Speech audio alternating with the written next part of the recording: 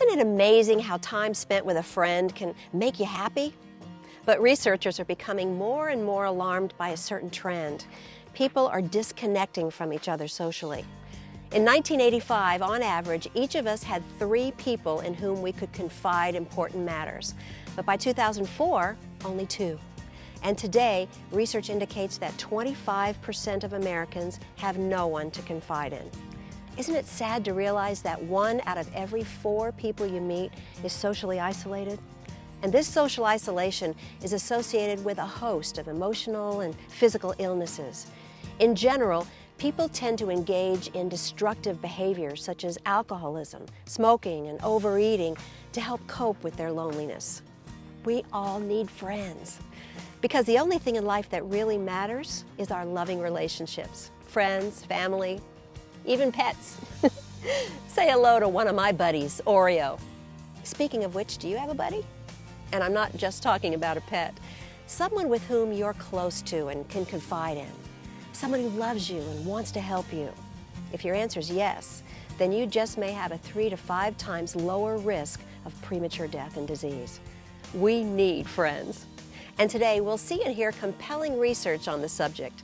So let's join Dr. Winnie King and discover some fascinating information on interpersonal relationships. What do you think, buddy? Oreo says yes. There are people in my life who just make me smile whenever I think of them. They lift me up and make my life better. Then on the other hand, there are people who, well, you know those kind of people. It's an undeniable fact that good interpersonal relationships improve our life. Dr. Dean Ornish writes this about friendships.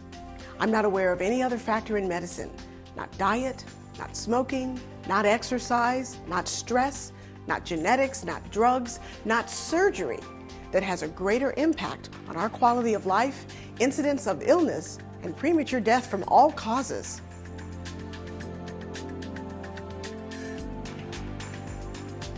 President Abraham Lincoln was known to have said, "The better part of one's life consists of his friendships." Well, sometimes we wonder how this can be true, especially during the cold and flu season. But consider this counterintuitive study.